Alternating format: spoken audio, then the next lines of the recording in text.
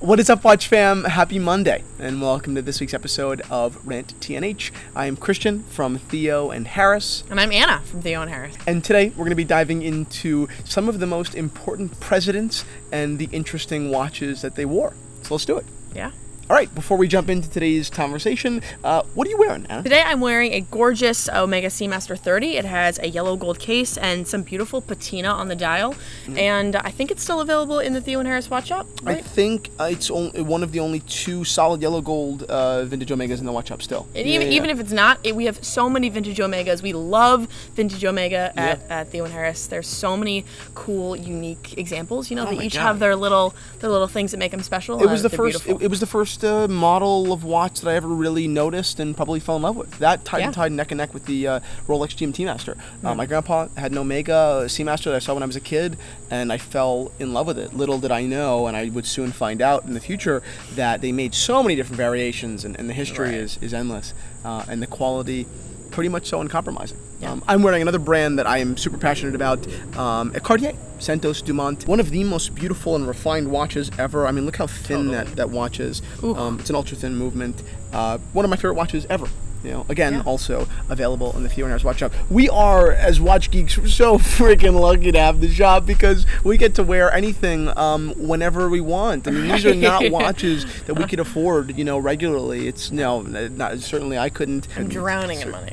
Again, as a geek, it is just so awesome to be able to get high on my own supply, in the words of Tony Montana. All right, let's get into the conversation. You picked the president first. One of your personal kind of like style icon favorites.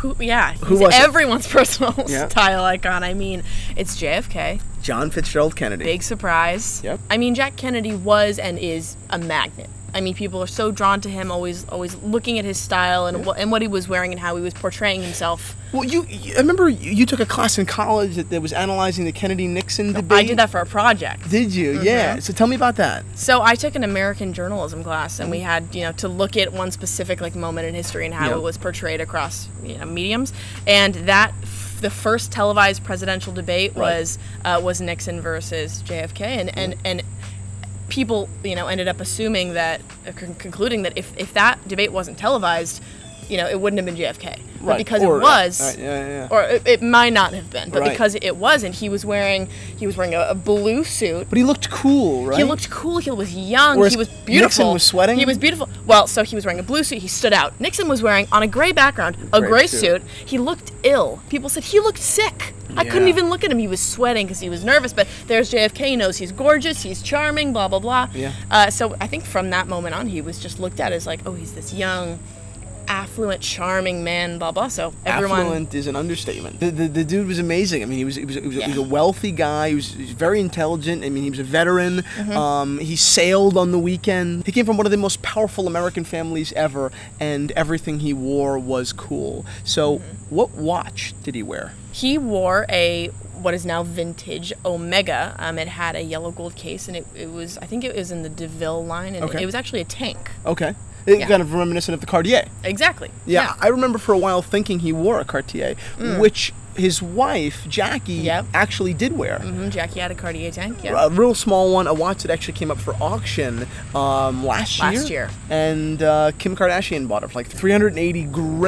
Jeez, that's crazy. And also, he actually had a date 1803 that he got from Marilyn Monroe. Ooh, scandalous. Yikes, big scandal there. That makes sense why he didn't wear it all too often. The guy was a dog, man. Oh, man. Okay, so you picked JFK, which if I was going first, that's who I would have picked. But I picked another interesting character on the opposite end. I picked Mr. Bill Clinton. A politician that, talking about image, was very calculated and is very calculated. The guy is very looked conscious, at by many people. I'm not politically informed enough to make the call, but to what I understand, he's a political genius, like him or hate him, right? He's an image genius, right? And from what I do know about Bill Clinton, which isn't too hard to see, is historically how well he related to people, right? Bill Clinton probably always had tremendous influence. I know they were broke at one point, but all in all, they always had resources and money, and he could probably have whatever he wanted. The guy was the president of the United States, right? But Did. What? What?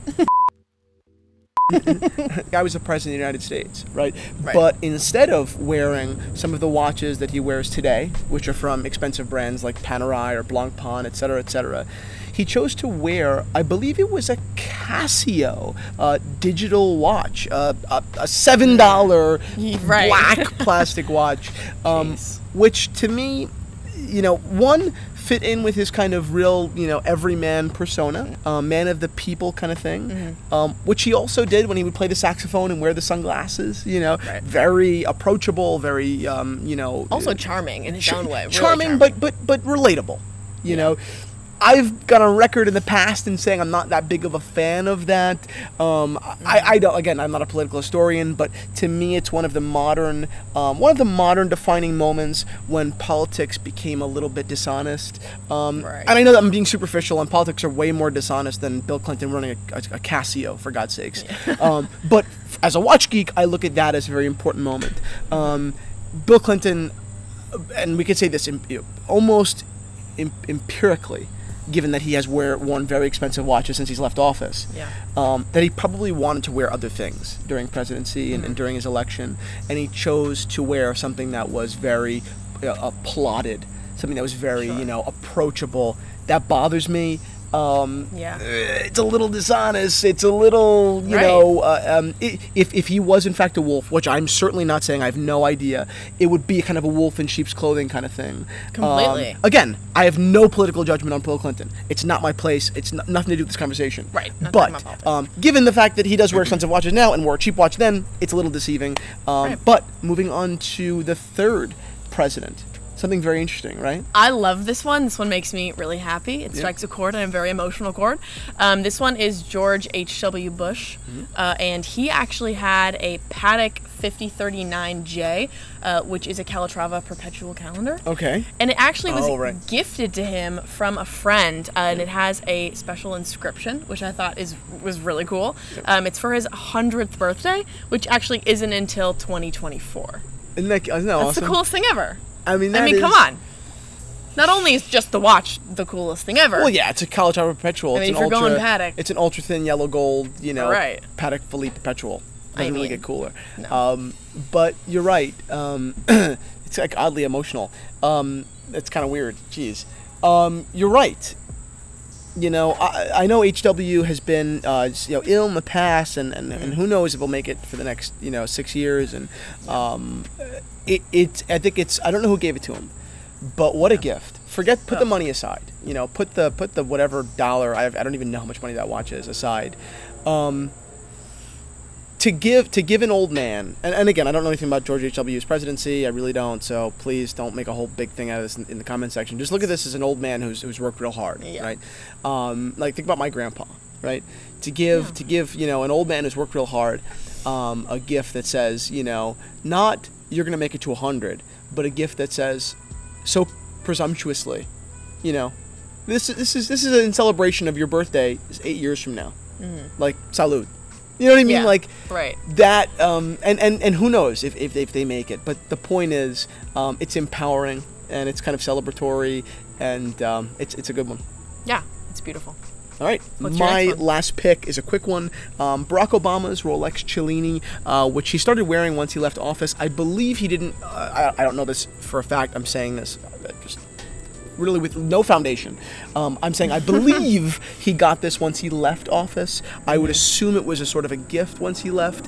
He's worn it many times since he's left office, at a tennis game with Prince Harry, in his own presidential portrait, which was kind of an odd portrait. You guys see that? He looks like he's floating. It's like floating in the jungle. That was real weird. Yeah, people were like, "Oh, that's the first black guy. They made him in a jungle." I don't know anything about that. Like, I don't know if that's a bit, but like the guy's fucking floating. Like, there's no floor. That's what I saw. Chair is in the air. When I remember that there was like controversy about the photo, about I didn't know what the controversy was about, and then I found out it was about him being African American, being in a jungle, and that could be racist. And leave that up to you guys. But I was like, oh, you mean the controversy where he's floating? You mean the chair? Like where there's literally no fucking ground.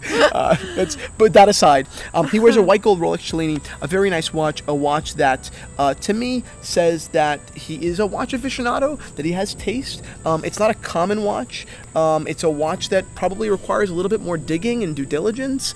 And if it's something that he picked out himself, I would say that he did a lot of reading about it. I would say that he's got pretty Definitely. good taste, which is not something that he demonstrated throughout his presidency with watches. Yeah, what did he wear? He wore a gift from, I believe, his Secret Service team at many points. He owns a Vulcain, I believe, that was a gift.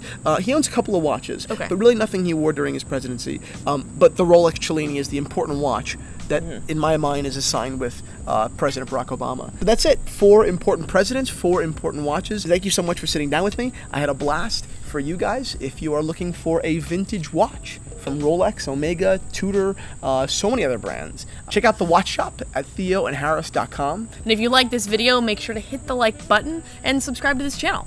Salud!